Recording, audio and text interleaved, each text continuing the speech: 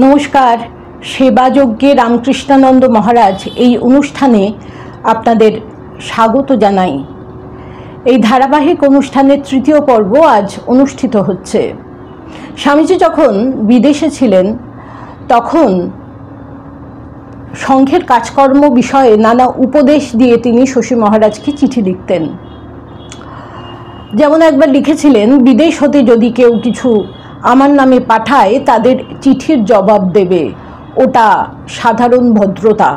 অর্থাৎ কেউ কোনো জিনিসপত্র পাঠালে, টাকা কড়ি পাঠালে, চিঠি লিখলে তার জবাব দেয়া, সেই চিঠিটা অ্যাকনলেজ করা, এটাই তিনি শশী মহারাজকে জানিয়েছিলেন। ঠাকুরের জন্মতিথি উপলক্ষে যে অর্থ সংগ্রহের জন্যে চিঠি লেখা হয়েছিল, বাংলা ও ইংরেজি বয়ান ঠিক করে দিয়েছিলেন রামকৃষ্ণানন্দজিকে লেখা চিঠিতে স্বামীজি। সে চিঠিতে সকলকে দেখাশোনার দায়িত্ব স্বামীজি তাকে দিয়েছিলেন। সেখানে সময় মতো যেন সকলের খাওয়ার ব্যবস্থা হয়, সেই রকমই সকলে যেন তার গুরু ভাইরা শরীরের দিকে নজর রাখেন।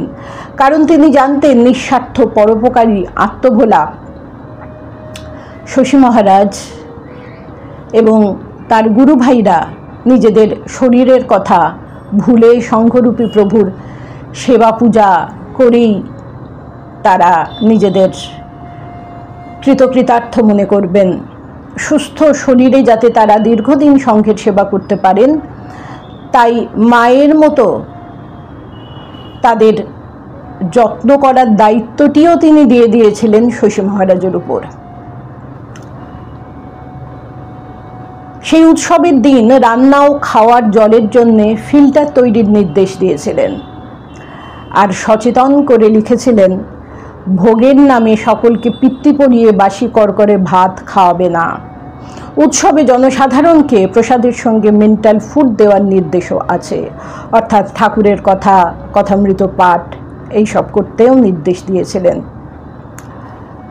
স্বামীজি তার গুরুগত প্রাণ এই গুরু ভাইকে যেমন বিশ্বাস করতেন, তেমনি তার উপর নির্ভরও করতেন। বলেছিলেন, শশী খুব গুড ওয়ার্কম্যান, সেটা বড় দরকার। শশী খুব এক্সিকিউটিভ। শশীকে আমি বিশ্বাস করি, ভালোবাসি। He is the faithful and true man there. Shashi Maharaj নেতার এই বিশ্বস্ততার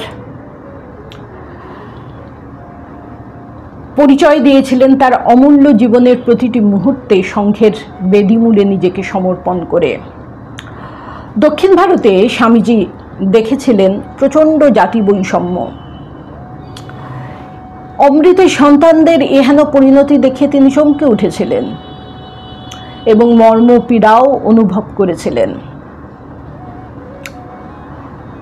যখন সেখানকার ভক্তরা চাইলেন, একজন সন্ন্যাসীকে চাইলেন শ্রীরামকৃষ্ণের আশ্রম যাতে সেই জায়গায় হয় গঠন করতে স্বামীজিকে অনুরোধ করলেন, তখন প্রথমেই রামকৃষ্ণানন্দজির কথা স্বামীজির মনে এসেছিল।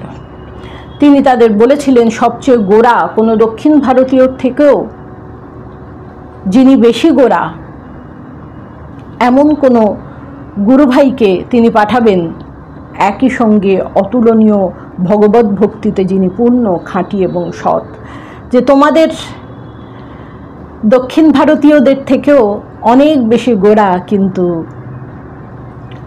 ভগবত বুদ্ধিতে, বিদ্যা, বুদ্ধি, শাস্ত্রজ্ঞান, সহানুভূতি, ভালোবাসায় সবার থেকে সেরা এমন একজন গুরুভাইকে আমি পাঠাবো, তাদের তিনি কথা দিয়েছিলেন। যিনি গুরু সেবা ছেড়ে বরানগর বা আলমবাজার মঠ থেকে কোথাও বেরোননি, তিনি নেতার মুখ থেকে একটি আদেশ মাত্র পেয়ে মাদ্রাজে সঙ্গে সঙ্গে চলে গেলেন। সম্বল একমাত্র গুরু আর তার নেতার প্রতি প্রাণ ভরা ভালোবাসা, আনুগত্য। ভাষা জানেন না, থাকা খাওয়ার আশ্রয় বলতে সেরকম কোনো ব্যবস্থা নেই। ভাড়া বাড়িতে আশ্রম করে শ্রীরামকৃষ্ণকে প্রতিষ্ঠা করে তিনি একাই পূজারী, একাই রাঁধুনি, একাই বক্তা, একাই লেখক। প্রায় জলে ডুবে থাকা নিচু জমির উপর দিয়ে হাঁটা, হাঁটু জল পেরিয়ে যাওয়া, কোমর জল পেরিয়ে কোনো রকমে ঝটকা গাড়িতে যাওয়া, তাতে জায়গা কম, সবসময় ঘাড় কাত করে যেতে হতো। এভাবেই ভক্তদের ক্লাস করতে যেতেন, শাস্ত্রের ক্লাস নিতেন। এভাবে যাতায়াত করে দিনে 3-4টি ক্লাস নিয়ে মঠের জন্য অর্থ সংগ্রহ করে ফিরতেন। খাওয়া নামমাত্র। এমনও দিন গেছে কিছু না পেয়ে সমুদ্র তীরের বালি এনে ভোগ দেবেন ভেবেছেন। ঠাকুরকে বলেছেন যে সমুদ্রের বালি এনে ভোগ দেব, আর সেটাই প্রসাদ হিসাবে আমি খাবো, যদি না গলা দিয়ে যায় আঙুল দিয়ে ঢোকাবো। কিন্তু দেখা গেছে যে কোনো না কোনো ভক্ত সাহায্যের হাত বাড়িয়েছেন, কোনো খাদ্যদ্রব্য বা অর্থ সাহায্য দিয়েছেন। কোনোদিন রাতের তাপমাত্রা যখন চরমে, তখন ঠাকুর ঘর খুলে সারা রাত পাখা করেছেন ঠাকুরকে স্বস্তি দেওয়ার জন্যে। এভাবে রাত অতিবাহিত হলে পরদিন সকালে আবার স্নান সেরে নিত্যকর্মে লেগে গেছেন। এতটুকু ক্লান্ত নন, এতটুকু শ্রান্ত নন, এতটুকু অসুস্থ বোধ করেননি, কোনো হতাশা নেই। শুধুই ভগবানের কাজে উৎসাহের সঙ্গে লেগে পড়া, এই তার সেবাযজ্ঞের প্রতিদিনের রোজ নামচা। নমস্কার।